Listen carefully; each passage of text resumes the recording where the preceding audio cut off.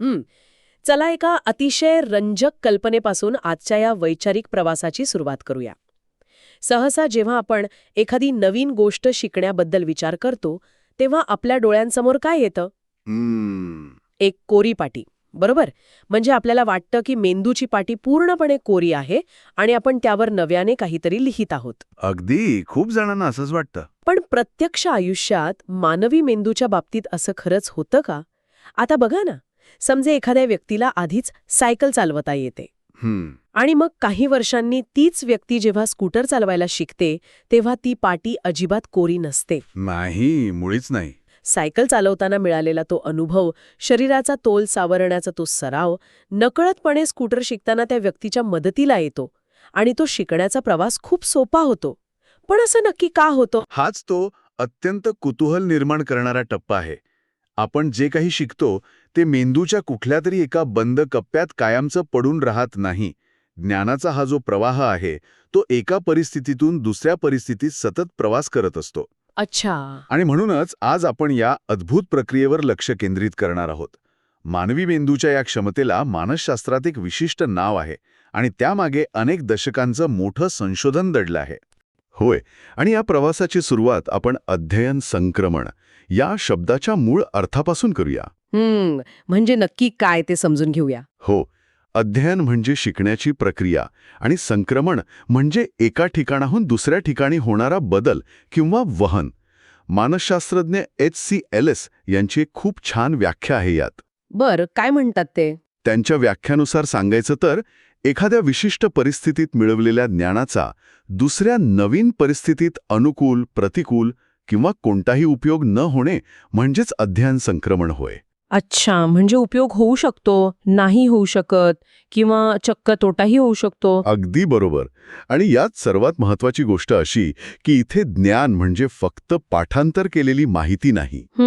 या संक्रमणात व्यक्तीची कौशल्य, तिची वृत्ती, तिची मूल्य आणि तिचा जगाकडे पाहण्याचा दृष्टिकोन या सर्वच गोष्टी एका अनुभवातून दुसऱ्या अनुभवाकडे प्रवास करत असतात. बापरे, हे खूपच विस्तृत आहे. म्हणजे आपण नकळतपणे केवळ माहितीच नाही तर आपल्या सवयी आणि दृष्टिकोनही एका ठिकाणाहून उचलून दुसऱ्या ठिकाणी वापरत असतो. हो ना. या नोंदींमध्ये संक्रमणाचे 3 मुख्य प्रकार आणि त्यांचे आलेख स्पष्ट केले आहेत. त्यावरून मेंदूची ही कार्यपद्धती कशी चालते हे जरा सविस्तर समजून घेऊया आपण. हो, हे 3 प्रकार समजून घेणं म्हणजे मेंदूच्या या कार्यपद्धतीचा पाया समजण्यासारखा आहे. यातला पहिला प्रकार म्हणजे धनसंक्रमण, ज्याला आपण सकारात्मक प्रभाव म्हणू शकतो. अगदी. याचा आलेख पाहिला तर तो नेहमी वर जाणारा असतो. जेव्हा जुनं शिक्षण नवीन शिक्षण घेताना सुलभता निर्माण करतं तेव्हा त्याला धनसंक्रमण म्हणतात. जसं सुरुवातीला सायकल आणि स्कूटरचं उदाहरण आपण पाहिलं. बरोबर. शरीराला तोल सांभाळण्याची सवय आधीच झाल्यामुळे नवीन वाहनावर तोल सांभाळण्यासाठी मेंदूला जास्त ऊर्जा खर्च करावी लागत नाही. किंवा दुसरं उदाहरण द्यायचं तर ज्या व्यक्तीला संस्कृत भाषेचं उत्तम ज्ञान आहे तिला मराठी भाषा शिकणं खूप सोपं जातं, कारण मराठीतील अनेक शब्दांची आणि व्याकरणाची पाळेमुळे संस्कृतमध्येच दडलेली आहेत. म्हणजे जुनं ज्ञान नवीन ज्ञानासाठी एक प्रकारची शिडी तयार करतं. नक्कीच. यावर विचार करताना मला एक रूपक सुचतंय. म्हणजे धनसंक्रमण हे एखाद्या पाठीमागून येणाऱ्या अनुकूल वाऱ्यासारखं आहे. अच्छा, टेलविंड. हो, जे प्रवासाला वेग देतं आणि तुम्हाला सहज पुढे घेऊन जातं. मग याच्या उलट ऋणसंक्रमण असणार, बरोबर? अगदी अचूक रूपक वापरलेत आणि तुमचा तर्कही अगदी बरोबर आहेत. दुसरा प्रकार आहे ऋणसंक्रमण किंवा नकारात्मक प्रभाव. याचा आलेख एका घर्षणाच्या आलेखासारखा असतो. इथे पूर्वज्ञान नवीन ज्ञानात मदत करण्याऐवजी चक्क अडथळा ठरतं. म्हणजेच जुन्या सवयी नव्या परिस्थितीत उपयोगी पडत नाहीत, उलट त्या चुका करायला भाग पाडतात. म्हणजे हे समोरून येणाऱ्या वादळासारखं आहे, जे प्रवासात घर्षण निर्माण करतं आणि तुम्हाला मागे ढकलतं. अगदी तेच. याचे एक उत्तम उदाहरण म्हणजे जर एखाद्या व्यक्तीला मराठी व्याकरणाची आणि वाक्यरचनेची पक्की सवय असेल आणि तीच व्यक्ती जेव्हा इंग्रजी वाक्यरचना तशीच करायला जाते तेव्हा ती नक्कीच चुकते, कारण दोन्ही भाषांचे नियम पूर्णपणे वेगळे आहेत. खरंय. किंवा एखाद्या कन्नड भाषिक व्यक्तीला मराठीचे काही विशिष्ट उच्चार करताना खूप अडचण येते. इथे काय होतं तर मेंदूच्या जुन्या पक्क्या झालेल्या पेशी नवीन नियमांशी चक्क संघर्ष करत असतात. अच्छा, म्हणजे जुनी सवय इतकी दृढ असते की ती नवीन गोष्टीला सहज स्वीकारू देत नाही. हो, अगदी तसंच. हे खूपच रंजक आहे. म्हणजे जर धनसंक्रमण मदत करत असेल आणि ऋणसंक्रमण अडथळा आणत असेल, तर तर्कशुद्धपणे असा एक तिसरा प्रकार असायलाच हवा, जिथे जुनं ज्ञान न मदत करतं न अडथळा आणतं. ते फक्त तिथे अस्तित्वात असतं. 100%. आणि तोच आपला तिसरा प्रकार आहे शून्य संक्रमण. शून्य संक्रमण. याचा आलेख कसा असतो मग? याचा आलेख एकदम सपाट असतो. Flat line. याचा अर्थ असा की एखाद्या विशिष्ट परिस्थितीत शिकलेल्या ज्ञानाचा दुसऱ्या नवीन परिस्थितीत कोणताही परिणाम होत नाही. उदाहरणार्थ एखाद्याने इतिहासाचा कितीही सखोल अभ्यास केला, अनेक सनावळ्या पाठ केल्या, तरी त्याचा गणिताची अत्यंत कठीण उदाहरणे सोडवण्यावर सकारात्मक किंवा नकारात्मक कोणताही परिणाम होणार नाही. म्हणजेच शून्य संक्रमण म्हणजे न पाठीमागून अनुकूल वारा, न समोरून येणारं वादळ. आपण जणू एका बंदिस्त घरातच बसून आहोत. बरोबर. जिथे बाहेरच्या ज्ञानाचा आतील परिस्थितीवर काहीच परिणाम होत नाही. हे तिन्ही प्रकार तर अगदी स्पष्ट झाले. पण मला इथे एक मोठा प्रश्न पडतोय. कोणता? जर हे संक्रमण इतकं नैसर्गिक आहे, तर ते जाणीवपूर्वक कसं घडून आणायचं? हे समजून घेण्यासाठी पूर्वीच्या काळी लोकांचे काय विचार होते? या प्रश्नाचं उत्तर शोधण्यासाठी आपल्याला थोडं इतिहासात डोकावं लागेल. अच्छा. शिक्षणाचा आणि हे संक्रमण समजून घेण्याचा प्रवास कसा झाला हे पाहणं खरोखरच आश्चर्यकारक आहे.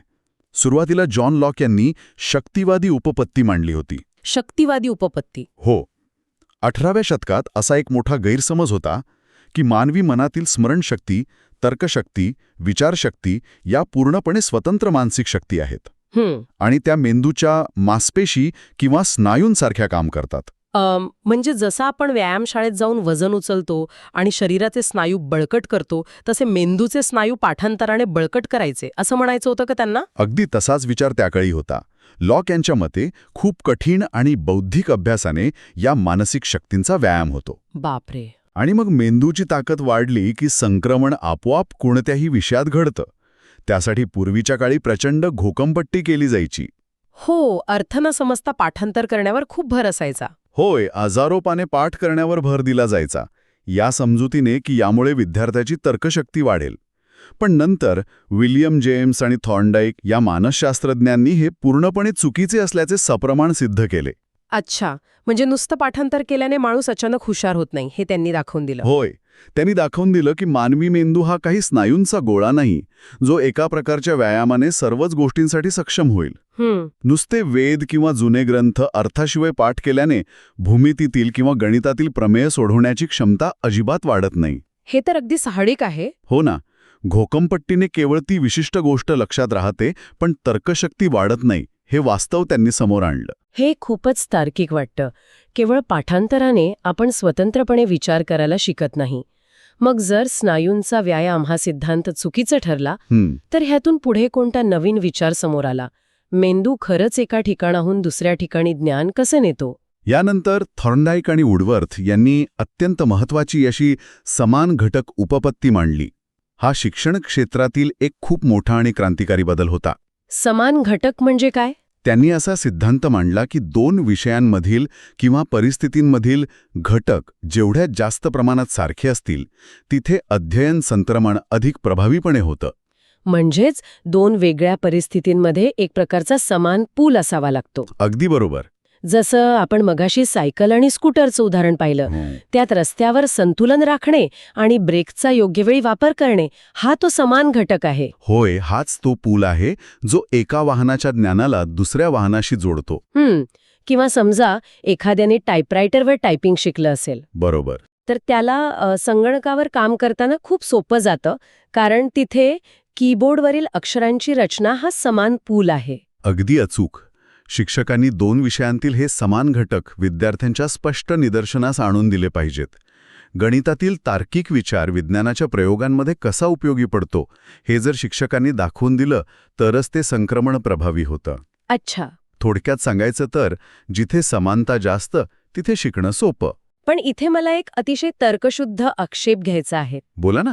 जर दोन गोष्टींमध्ये समान घटक किंवा तो पूल असणं एवढंच महत्वाचं असेल तर माणूस पूर्णपणे नवीन किंवा अमूर्त गोष्टी कशा शिकतो? हा चांगला प्रश्न आहे. कारण खऱ्या आयुष्यात प्रत्येक वेळी असा तयार पूल मिळेलच असे नाही. अनेकदा आपल्यासमोर अशी परिस्थिती येते जिचा जुन्या परिस्थितीशी काडीचाही संबंध नसतो. मग तिथे आपला मेंदू कसं काम करतो? हा अत्यंत तीक्ष्ण आणि महत्वाचा प्रश्न आहे. आणि विशेष म्हणजे याच प्रश्नामुळे मानसशास्त्रात पुढची आणि सर्वात महत्वाची पायरी गाठली गेली. कोणती पायरी?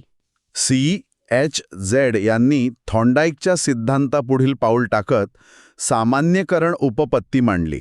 सामान्यकरण? हो.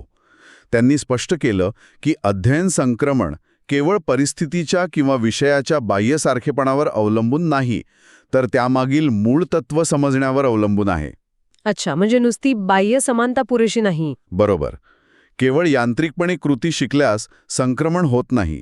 त्यासाठी त्या कृतीमागचा नियम किंवा तत्व समजणं अत्यंत गरजेचं आहे. तत्व समजणं हे ऐकायला थोडं जड वाटतंय. हे एखाद्या प्रयोगाच्या आधारे अधिक सोपं करून सांगता येईल का? नक्कीच. जड यांचा एक अत्यंत प्रसिद्ध आणि रंजक प्रयोग आहे. बर. त्यांनी विद्यार्थ्यांचे 2 गट केले, गट अ आणि गट ब. त्यांच्यासमोर एक पाण्याचं भांडं ठेवलं आणि पाण्याच्या तळाशी एक लक्ष ठेवलं. दोन्ही गटांना त्या पाण्याखालील लक्ष्यावर बाण मारण्यास सांगितलं.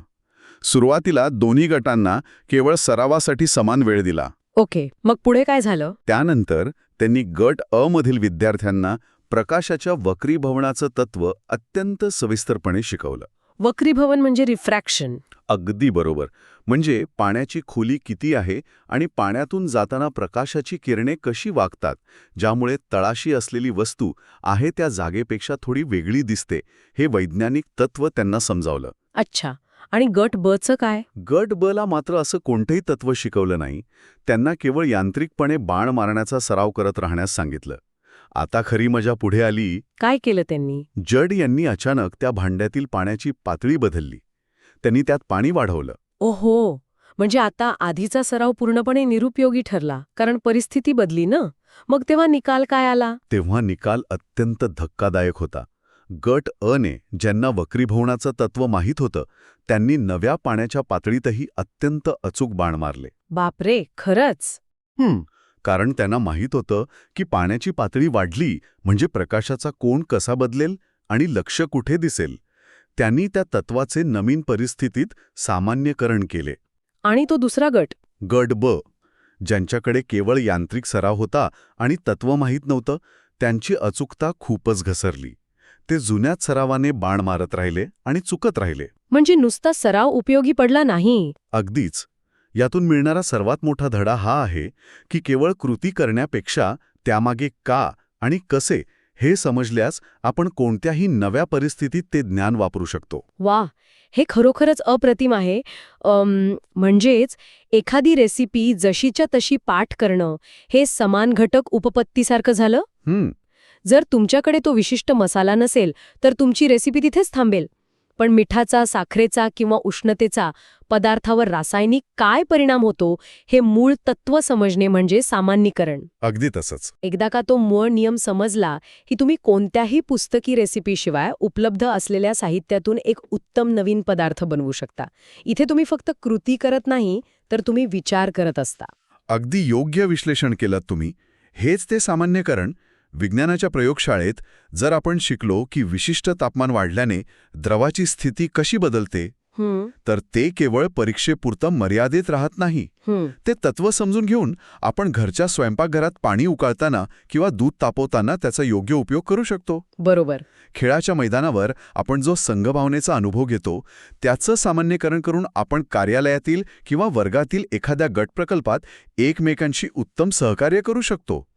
का आणि कसेची उत्तरे शोधणे हा दीर्घकालीन आणि खऱ्या संक्रमणाचा पाया आहे. मला वाटतं यातून आपण एक गोष्ट प्रकर्षाने शिकायला हवी की केवळ डोक्यात विचार, तत्वे आणि नियम असणे पुरेसं नाही, त्या तत्वांचं प्रत्यक्ष कृतीत रूपांतर होणंही तितकंच महत्वाचं आहे. होय. ह्या दस्तावेजात ध्येयनिष्ठ कृती उपपत्ती असाही एक अत्यंत महत्वाचा विचार मांडलेला दिसतो. विल्यम सी बॅगले यांचा हा सिद्धांत नेमका काय सांगतो आणि तो या प्रक्रियेत कसा बसतो? बॅगले यांचा सिद्धांत अत्यंत व्यावहारिक आहे. ते म्हणतात की अध्ययनात जर स्पष्ट ध्येय नसेल तर ते शिकणं पूर्णपणे दिशाहीन आणि अपूर्ण असतं. अच्छा. त्यांनी एका धनुष्य बाणाचं अत्यंत सुंदर रूपक वापरलं आहे. समजा तुमच्याकडे धनुष्य चालवण्याचं सर्व तांत्रिक ज्ञान आहे, पण समोर लक्ष्याचा वेध घेण्याचं ध्येयच नसेल तर त्या ज्ञानाचा काहीच उपयोग होत नाही. बरोबर आहे. तुमचं उद्दिष्ट आधी ठरलेलं असलं पाहिजे. ध्येय, कृती, विचार आणि संकल्पना हे चारही घटक जेव्हा एकत्र येतात तेव्हाच मेंदू प्रभावीपणे संक्रमण घडवून आणतो. ध्येय निश्चित असल्याशिवाय कोणतंही ज्ञान प्रत्यक्षात उतरत नाही. म्हणजेच जर मला पोहण्याची सर्व थिअरी माहीत आहे, पाण्याचे प्लवमान कसे काम करते हेही समजले आहे, पण मला प्रत्यक्ष पाण्यात उतरून पलीकडच्या किनाऱ्यावर जाण्याचं ध्येयच नसेल तर त्या ज्ञानाचा काहीच व्यावहारिक उपयोग नाही. तंतोतंत ज्ञानाला कृतीची जोड हवीच. आणि याच अनुषंगाने शारीरिक कृती आणि मेंदूचा संबंध जोडणारा आणखी एक अतिशय रंजक सिद्धांत डॉक्टर गोपाळ स्वामी यांनी मांडला आहे. कोणता सिद्धांत? तो म्हणजे द्विभागीय संक्रमण. द्विभागीय संक्रमण. नावावरून तरी हे मानवी शरीराच्या दोन भागांशी संबंधित असावंच वाटतंय, म्हणजे उजवी बाजू आणि डावी बाजू. बरोबर ओळखलत. शरीराच्या एका बाजूने शिकलेली कौशल्य नकळतपणे दुसऱ्या बाजूकडे संक्रमित होणे याला द्विभागीय संक्रमण म्हणतात. हे कसं शक्य आहे? यासाठी त्यांनी आरसा आणि चांदणी नावाचा एक अतिशय प्रसिद्ध प्रयोग केला होता. यात शारीरिक हालचाली आणि स्नायूंच्या समन्वयाशी संबंधित सखोल अभ्यास आहे. बरं. जेव्हा आपण उजव्या हाताने एखादं गुंतागुंतीचं काम करायला शिकतो तेव्हा मेंदूतील ज्या मज्जासंस्था कामाला लागतात त्या केवळ उजव्या हातालाच प्रशिक्षित करत नाहीत. अच्छा. त्या प्रक्रियेतील तंत्र आणि स्नायूंचा समन्वय नकळतपणे डाव्या हाताच्या मज्जासंस्थेकडेही संक्रमित होतो. हे तर खरोखरच अद्भुत आहे. म्हणजे जर एखादी व्यक्ती उजव्या हाताने बास्केटबॉल ड्रिबल करायला शिकत असेल तर मेंदू आपोआप डाव्या हातालाही थोडीफार पूर्वतयारी करायला सांगत असतो. होय. आपण डाव्या हाताला प्रत्यक्ष सराव न देताही तो थोडाफार तयार झालेला असतो. अगदी बरोबर. आणि याचे व्यावहारिक उपयोग खूप मोठे आणि महत्त्वाचे आहेत. म्हणूनच लहानपणापासून दोन्ही हातांनी काम करायला प्रोत्साहित केलं पाहिजे. त्यामुळे शरीरात आणि मेंदूत एक प्रकारची लवचिकता येते. हो. दुर्दैवाने जर एखाद्या अपघातात किंवा आजारपणात एक हात अकार्यक्षम झाला तर मेंदूने आधीच केलेल्या या द्विभागीय संक्रमणामुळे दुसऱ्या बाजूचा उपयोग करणं अधिक सोपं जातं. खूपच महत्वाची माहिती आहे ही. कला, क्रीडा, वाद्य वाजवणे किंवा अगदी शस्त्रक्रिया करण्यासारखी गुंतागुंतीची कामं यामध्ये ही सर्वांगीण विकासाची क्षमता अत्यंत उपयुक्त ठरते. बॅगले यांचा सिद्धांत हा ज्ञानाला ध्येयाशी जोडणारा वैचारिक सिद्धांत आहे. तर गोपाळस्वामींचा सिद्धांत हा शरीराच्या स्नायू कौशल्यांशी जोडलेला आहे. पण हे दोन्ही सिद्धांत शेवटी एकाच उद्देशाकडे नेतात: ज्ञानाचं आणि कौशल्याचं प्रभावी संक्रमण. या संपूर्ण चर्चेनंतर एक मोठा आणि अंतिम प्रश्न उभा राहतो. कोणता? आपण हे सगळे सिद्धांत सविस्तर पाहिले. थॉर्नडाईकचे समान घटक, C.H. जड यांचे सामान्यकरण, बॅगले यांची ध्येयनिष्ठ कृती आणि गोपाळ स्वामींचे द्विभागीय संक्रमण. पण या सगळ्या अफाट माहितीचा प्रत्यक्ष वर्गात किंवा खऱ्या आयुष्यात कसा वापर करायचा? एका शिक्षकासाठी किंवा आपल्यासारख्या जन्मभर नवनवीन गोष्टी शिकणाऱ्या प्रत्येकासाठी यातून कोणता अंतिम निष्कर्ष निघतो? या सर्व सिद्धांतांचा आणि दस्तावेजाचा अंतिम निष्कर्ष हाच आहे की शिक्षण हे नेहमी जीवनाभिमुख असलं पाहिजे. जीवनाभिमुख. हो. ते केवळ 4 भिंतीत अडकून राहता कामा नये. केवळ माहिती गोळा करणे आणि ती परीक्षेच्या कागदावर उतरवणे म्हणजे शिक्षण नाही. त्या गोळा केलेल्या माहितीला अर्थ देणे, त्यातील तत्त्व समजून घेणे आणि पूर्णपणे नवीन, अनपेक्षित परिस्थितीत ती माहिती यशस्वीपणे लागू करणे म्हणजे खरे शिक्षण. अच्छा, म्हणजे खऱ्या आयुष्यात त्याचा वापर करता आला पाहिजे. अगदी. यालाच मानसशास्त्रात सार्थ शिक्षण किंवा मीनिंगफुल एज्युकेशन असं म्हटलं आहे. शाळा किंवा कोणतंही शिक्षण केंद्र हे खऱ्या अर्थाने समाजाचं प्रतिबिंब असतं. तिथे शिकलेली प्रत्येक गोष्ट बाहेरच्या जगात समस्या सोडवण्यासाठी वापरता आली पाहिजे. म्हणजे शाळेतील गणिताची टक्केवारी काढण्याची पद्धत केवळ पुस्तकातील उदाहरणांपुरती न राहता प्रत्यक्ष बाजारात गेल्यावर तिथे मिळणारी सवलत किंवा दुकानातील हिशेब कसा मोजायचा हे जेव्हा स्वतःहून समजतं तेव्हा खरे संक्रमण झाले असे म्हणता येईल. अगदी अचूक.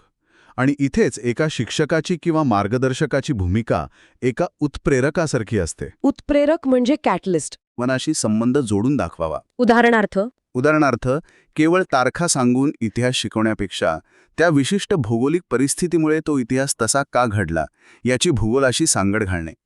तसंच फक्त पुस्तकी ज्ञान देऊन न थांबता मूल्यांचा संक्रमण करणे ही काळाची गरज आहे. कोणती मूल्य? श्रमनिष्ठा, बंधुभाव, स्वावलंबन, समाजनिष्ठा ही मूल्य विविध उपक्रम आणि खुल्या चर्चेतून विद्यार्थ्यांमध्ये रुजवली पाहिजेत.